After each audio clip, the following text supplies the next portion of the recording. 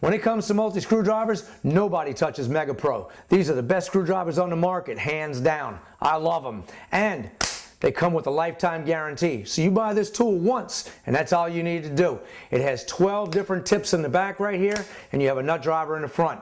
Great tools. Megapro.net, don't forget it. Welcome to Paul's Toolbox. Today I'm going to change out a couple of pieces of siding that's rotted on the house. This is redwood siding, it's 6-inch lap siding. This wood is real brittle, so you have to be very careful with it when you're installing and removing it. But it holds up to the elements of weather really well. So we're going to get started on this, knock these out. It's only going to take a few minutes.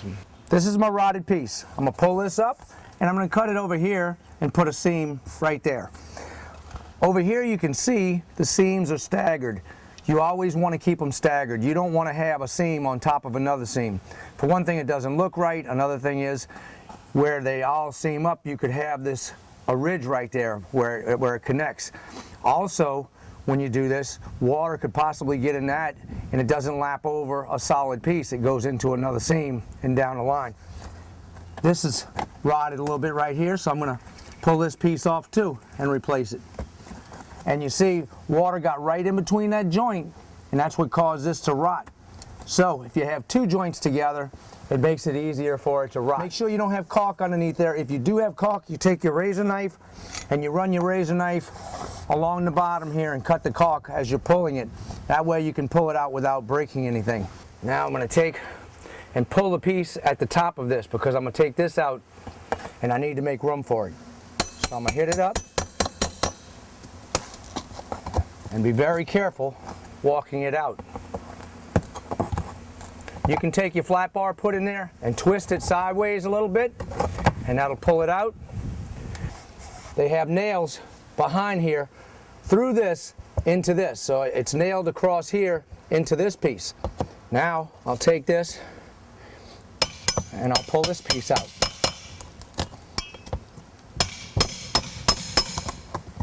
And this one I'm not worried as much about breaking it because it's my piece that I'm pulling out. Okay, I'm gonna pull it out to here and I'll go ahead and make my cut over here. Let me get this part up, loosen it,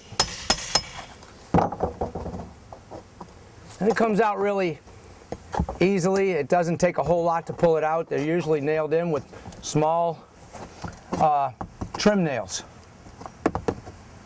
You don't want to have large heads showing because this is where you shoot it through and you fill those up and paint it. Okay? You can see it's coming loose. I'm going to pull this piece out enough to where I can cut this right here instead of pulling the whole piece out. So I'm going to walk it out and loosen everything. Now this, see, once I have it loose on there, they're tiny nails, you can pull it. It'll break the top of that siding. That breaks off real easily. And then I can just pull it down to get a cut with it. Loosen it up over here.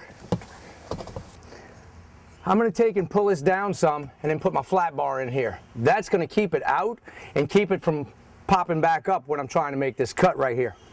So a good spot would be right here. I'm fine with this. I can mark my line, take my saw and I can run this up here, or I can go down with my saw, or even take a razor knife and score it a couple times and break it. This will break off easily, so don't worry about it. You can use just about anything to cut it. I just prefer to use my saw. So I'm going to take and hold this end, because if I hold this end, it's going to want to bind.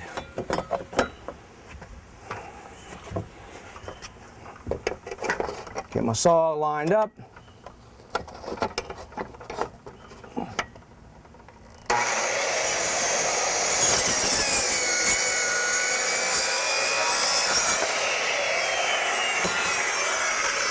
That's all she wrote.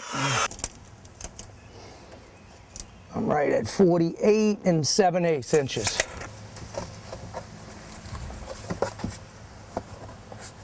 Now I can take it and bow it out in the middle just a little bit to get it to fit in there. Like I said, you don't want it too tight. You don't want to break it.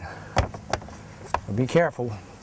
I'm going to shoot a nail right into the top of here, and one on the top of this, and then right here,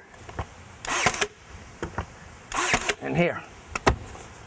And I'm going to pull this nail out because that came through when I pushed it back in.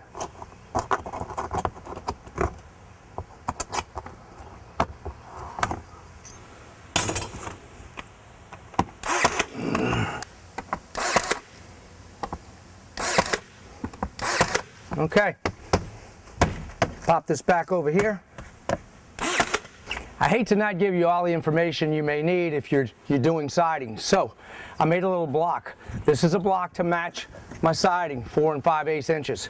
Now I'm going to take a little block on top of it and shoot these together. You can hand nail them with a little 4-penny nail if you want. Just make this little angle.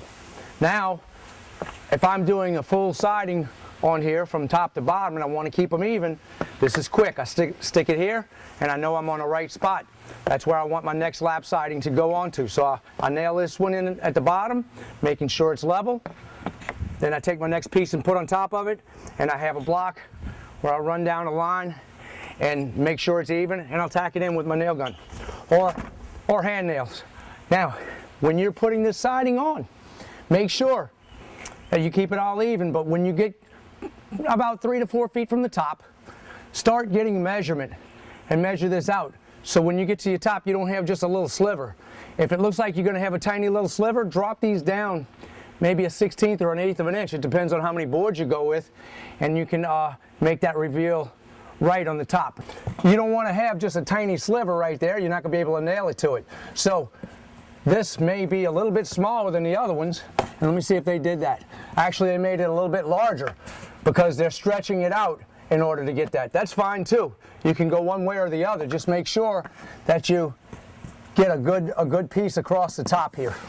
When pulling this off, this can't be lifted all the way because it's right against this and notched, and I'm afraid I'm gonna split it. No big deal.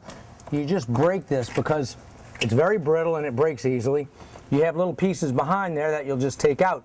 Now, when it comes to the nails, where the nail goes through that and this, if they're still in your way, you just feel them with your flat bar, get right on them, and hammer them up. And you'll make them go flat.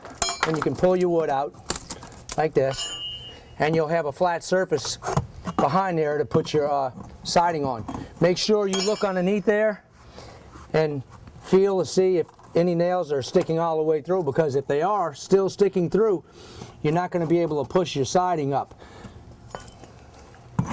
You take them, just bend them up. They get a pretty hefty one there.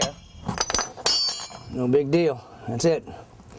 Now I can just pop this back down when I get my other piece of siding down there. Another way to take out these nails is to use your lineman pliers, or you can use dikes and cut them from behind there. But if you use dikes, you have to snip them good. If you use lineman pliers, you can just grab them and twist them and pull it out. But it usually works better if I have room to see where I'm at from up top. Okay, this is out. I'll slip a new piece in here. Okay, I'll put my new nails in here, ready to go. Get it where I want it to be. I'm just going to put a tack right here. Now I want to make sure that my reveal is the same on both sides. Right here's good.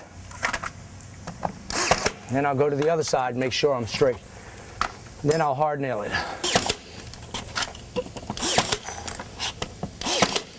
All right, now I'm going to pop 1 or 2 just down here to make sure that this is locked in. Here's an important note when you're cutting this siding. You don't have to pull it out and cut it right in place like this. You can take the whole piece out if you want, set it on a table, and then cut it. That's just a shortcut that I use. It can be dangerous if you're not used to using a saw in that manner. I do it all the time, so it's not a problem for me. I just want to let you know that. You can set it on a table anywhere you want. Use your skill saw to cut it, or you can always use a chop saw to cut it. In this video, I am just replacing siding. So when you replace your siding, you have no choice but to put nails on the face of it. But if you're putting new siding in, starting from scratch, what you'll do is you start from the bottom. You put a starter piece right across the bottom like this.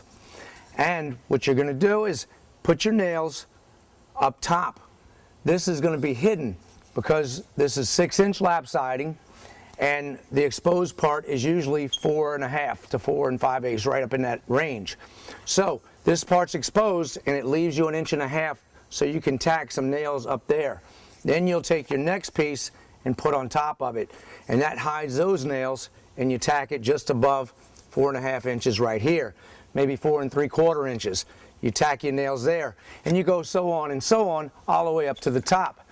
When you get to your top, you're going to have to put a couple of nails on there to hold that top piece in, but at least you won't have nails all over the place. That is only when you're replacing, not when you're starting new. So I had to go back over and touch up these little spots that I nailed into, but that's par for the course. It's no big deal. It wasn't a whole lot of them because I'm just replacing siding. Well, that's it for now. I'll see you on the next project, and don't forget to subscribe.